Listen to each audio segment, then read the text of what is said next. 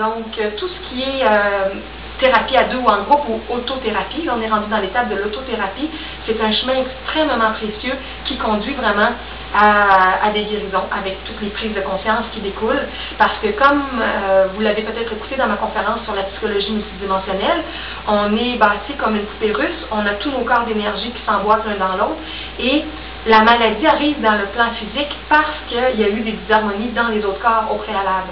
Notre corps physique, notre corps éthérique, notre corps astral, notre corps mental, notre corps causal, notre corps psychique ou bouddhique, notre corps atmique.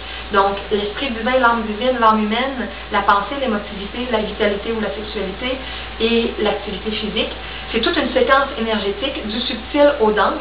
Et quand on retrouve là où il y a des désalignements, comme je parlais tantôt, on va se réaligner, on va se réajuster, puis on va ressentir un nouveau souffle à l'intérieur de nous, une nouvelle énergie qui va nous habiter, et notre état de santé va se transformer naturellement. Les symptômes vont disparaître et le corps va guérir de lui-même, parce que c'est toujours l'énergie la plus subtile qui a le plus d'influence à l'intérieur de nous, jusqu'au plan le plus dense. L'avant-dernière échelle, dans l'échelle de la guérison, c'est l'étape 11. Au niveau de l'étape 11, on est avec l'outil de la méditation. Donc là, on va utiliser l'énergie du silence, on va utiliser l'énergie de la vision intérieure, des messages qu'on reçoit, des inspirations, de la guidance divine, être guidé par notre Mère divine, par le Père divin, par le Christ intérieur, par le Maître interne, l'Atman en nous, le Soi supérieur. Il y a une partie de notre conscience qui est comme un double énergétique dans la dimension atmique, avec laquelle on est en chemin pour se fusionner. Tout le processus des 3 montagnes de l'initiation est un parcours que les initiés de tout temps dans l'humanité ont vécu pour fusionner leur âme humaine avec leur âme divine. Et plus le parcours nous transforme, plus la fusion se fait avec l'âme divine et avec l'esprit divin, et on peut recevoir de mieux en mieux les informations de notre guidance interne, par le maître interne, et non pas par différentes sources externes. Donc, c'est toujours des informations qui sont très, très justes à l'intérieur de nous. Donc ça, c'est des outils qui vont venir beaucoup dans le silence, dans la relaxation, dans les moments de grand calme, de paix, où on est assis, où on est étendu, où on relaxe, on peut être à l'intérieur, on peut être dehors. Un moment qu'on protège afin de ne pas être dérangé. On ferme la sonnerie du téléphone, on ferme le cellulaire, s'il y a des gens avec nous dans la maison, dans l'appartement, on les avise qu'on prend un temps vraiment pour nous, une demi-heure, 1 heure, 2 heures, comme on a besoin. Ça peut être nos enfants qu'on avise ou notre amoureux, notre amoureuse, nos parents, ça dépend avec qui on vit. Alors, le temps de méditation est très, très précieux et on peut s'habituer graduellement avec des petits blocs de 10 minutes, 15 minutes, à différents moments, le matin, le soir, en pause le midi, dans une pause au travail, en allant dans un parc, en allant des fois dans une salle de toilette. Il y a toutes sortes de façons d'inclure la méditation dans notre vie. Il y a plusieurs approches, avec ou sans visualisation, par le calme intérieur, en laissant venir les images ou en activant certaines images nous-mêmes. Donc, plusieurs parcours sont bons, mais la méditation, c'est très, très précieux pour avoir des nouvelles informations et découvrir les causes profondes de nos malaises et maladies et se réajuster pour se guérir en profondeur. La dernière étape dans l'échelle de la guérison, c'est les actions et les paroles justes en tout temps. Plus on est à l'écoute de nos énergies internes, plus notre discours va être dans le respect, dans l'amour, dans la paix. Plus on va réaliser que toutes les expériences sont là pour nous apprendre, pour nous apprendre à nous ou apprendre aux autres, et qu'on n'a pas à se juger comme on n'a pas à juger personne, que chacun est en train de vivre des choses en étant à la limite de sa conscience, et que tout est formateur, tout est transformateur. Bien sûr, il y a des expériences qui nous font souffrir plus que d'autres, mais parce qu'on les vit et qu'on en tire des leçons, à un moment donné, on ne retombe plus dans les mêmes pièges, dans les mêmes situations, et on apprend justement à vivre de plus en plus dans l'action et la parole juste, et c'est ce qui apporte des moments de vie, de ce qu'on peut dire sans karma.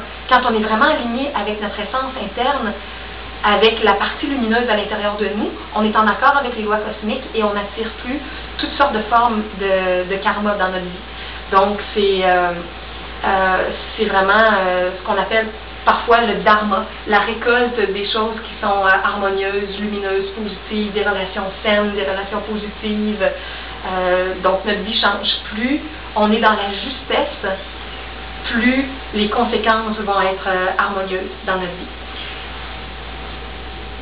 Et parfois, il faut persévérer aussi. C'est pas juste en changeant l'espace d'une demi-journée, d'une journée, d'une fin de semaine qu'on va voir les conséquences, parce qu'on avait beaucoup d'énergie accumulée, des fois dans la distorsion, dans la disharmonie, dans une énergie plus négative.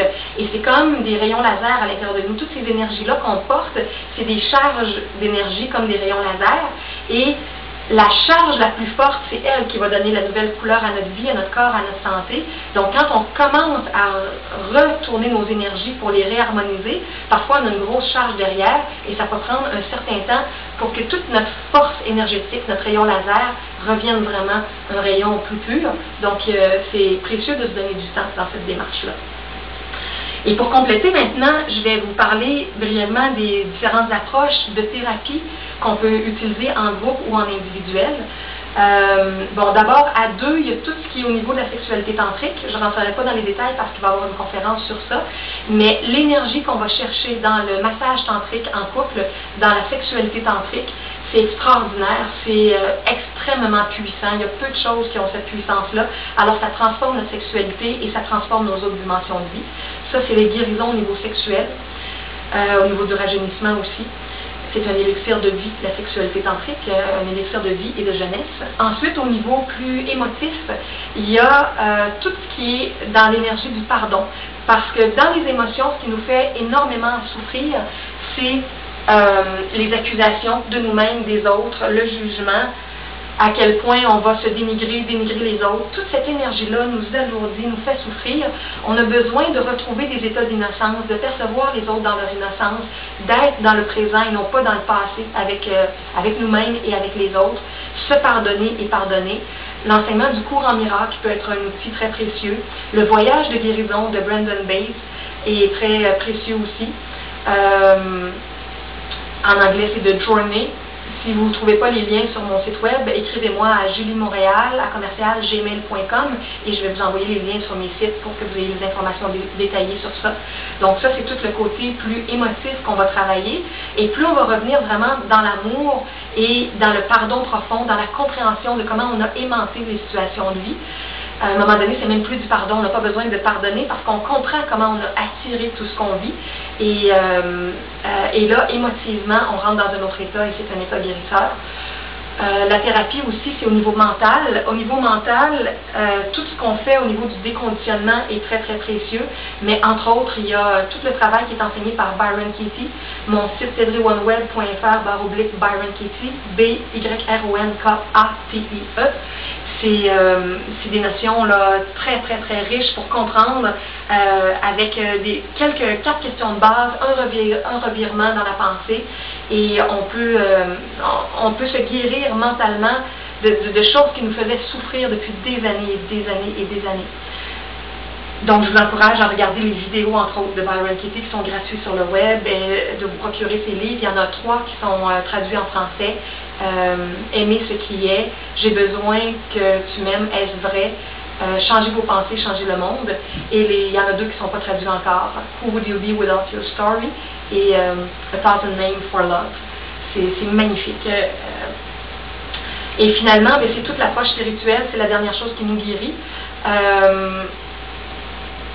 Tout notre alignement spirituel, notre façon pour apprendre à vivre en écoutant nos intuitions, en vivant dans l'amour, en se laissant guider par ce qui est vraiment le plus intelligent, non pas juste pour nous, mais pour la communauté là où on vit, notre petite communauté familiale ou une plus grande communauté. C'est très, très important. Et moi, ce que j'appelle tout le cheminement gnostique, le cheminement des 3 montagnes, le cheminement spirituel intense dans notre vie, ça nous transforme, ça nous guérit. Alors là, je vais dépasser mon temps. Si je continue, je vais m'arrêter ici. Et je vous remercie d'avoir assisté à cette conférence et au plaisir de s'en reparler peut-être par courriel ou dans un cercle de partage. Au revoir et bonne fin de journée.